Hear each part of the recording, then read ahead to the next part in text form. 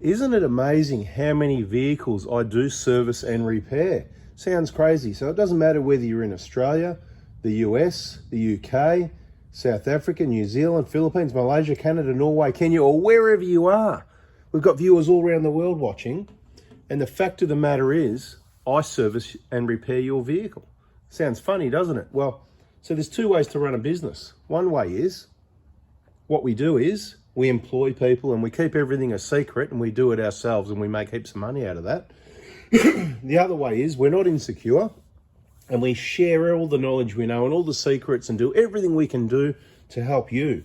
And obviously, by you watching our YouTube channels, two YouTube channels, one 4x4 Diesel, one 4x4 Adventures, both educational, from you being on our Facebook groups, reading posts, reading the information that's shared by people in general and myself, and then replies to the questions, you are getting educated.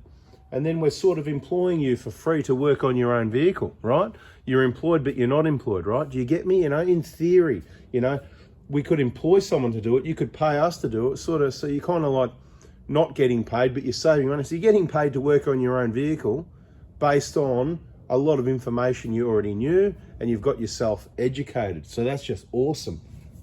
This is our 2008 120 Prado. Haven't seen it in a video for a while because there's not a lot that needs to be done. I'm just going to run through a few things we're going to do soon because, as I said, I always look for, it's at 425,000 Ks now, and I always look for what is it going to need next? What should we do soon? What are the problems I'm noticing? And trying to stay ahead of the game in kilometers so that, obviously if something's going to happen, wear and tear items, we can let you know what it is and what to do. So one of the next things I've got in mind, and it won't be in this video, but finally we're going to do some maintenance on this K&N air filter because the one that's in there, look, you'd have to go by the videos. I'm sure some people watch more videos and know more about our vehicles and maintenance and things than I know myself or that I can remember.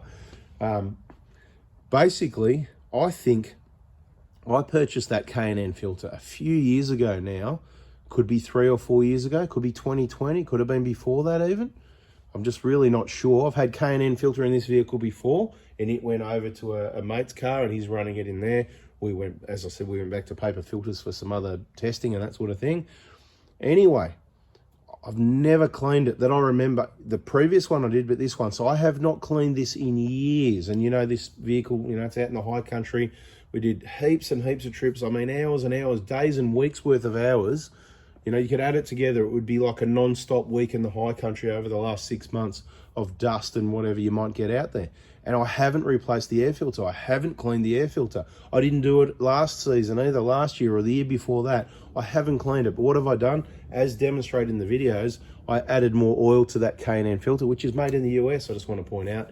We're going to be doing some more videos soon, focusing more on Australian-made products, Australian businesses, quality businesses, good customer service. So if you're into wanting to find out genuine, awesome businesses in Australia or anywhere else, look guys, doesn't matter where you are. As I said, quality. This is US made air filter. I'm not saying there's not a good Australian made air filter. It just happens to be what I've got in the vehicle, right? So I welcome any Australian businesses that have got any automotive products or actually anything to do with automotive. It could be, for that matter, it could be a workshop broom to sweep the floor. If you've got an Australian made brooms, brushes, any other products that you want to send them over for testing and review, it's going to be a genuine review. What I can promise is, if it's bad news, I can send it to you first so you can fix it before we let everybody know. And if the customer service is good, then we can have information later saying, hey, how awesome is this product? Australian made or whatever country it's made in, that's quality. And that's what we focus on. So, but on this one, that US made K&N air filter, it's probably pretty filthy. It's going to be very interesting to see what it looks like when it comes out. Like I said, not this video. I'm just letting you know some of the things that are going to be coming soon.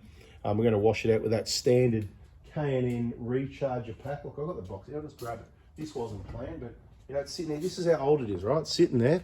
It's cut. You probably can't even see the dust. But I'm going to open it up and show you. All right, this is the recharger kit. We get these out of stores like, Ripcar or whatever for about 15 bucks. Right now, this is your cleaner, right, as it says. But listen, see how it doesn't shake? It's full to the top. It has never been opened. I promise you, to the best of my knowledge, I have never used it. Okay, now this can of oil different story. Listen, it feels pretty light. It's probably, you know, down to about, it's not even half full. I mean, I don't know how full it was. It was probably only ever up to there anyway, but it feels like it's down to there. So, you know, anyway, point is, as far as I know, I've never cleaned it. The clean side of the air box has stayed as clean as any other air filter that's ever been in the vehicle.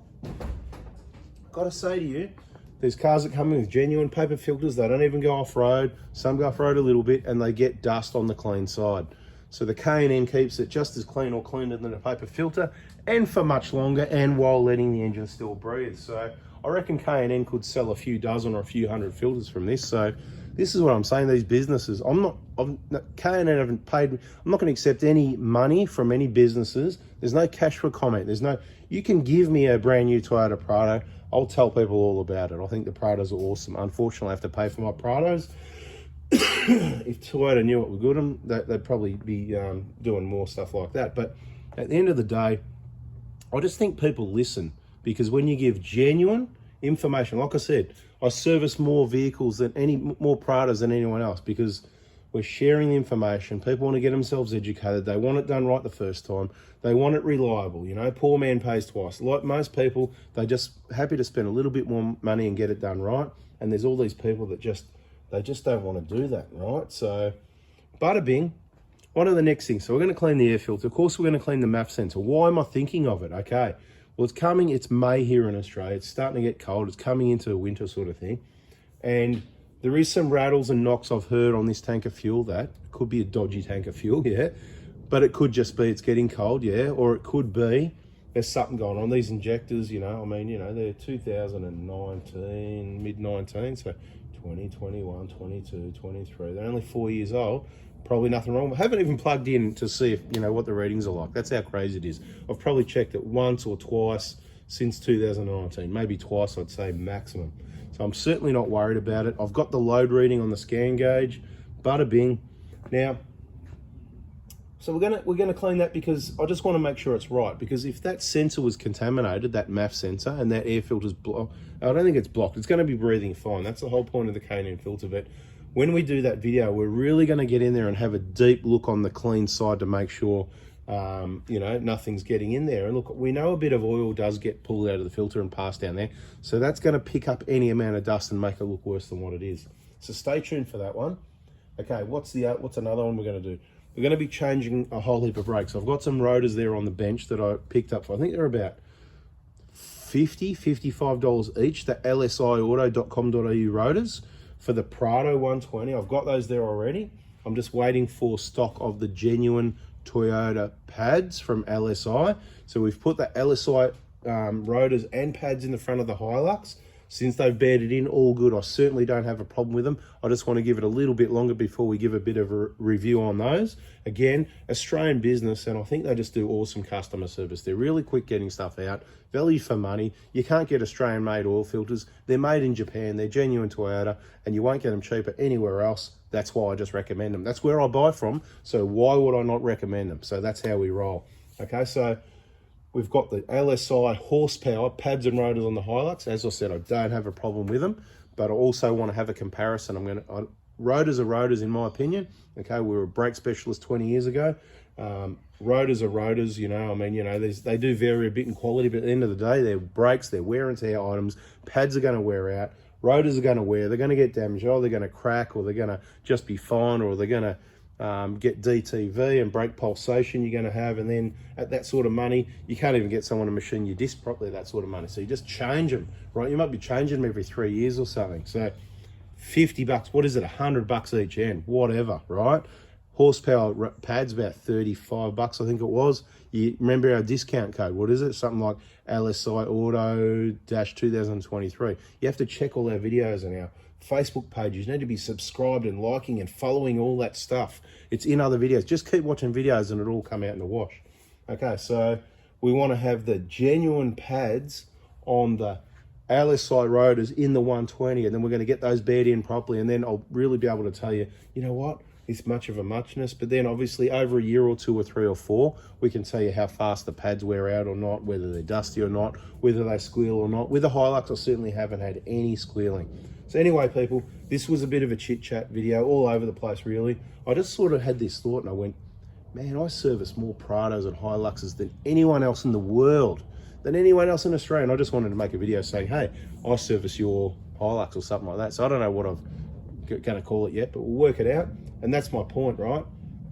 I'm servicing and maintaining thousands and thousands of Prados and Hiluxes, 1KDs, and other makes and models, because people use this information to be able to do that. And that's absolutely awesome to be able to have helped people. So thank you for listening. And if you made it to the end, awesome. And if you first time to the end, it's time to hit the subscribe, turn the bell on, hit the like button if you liked it.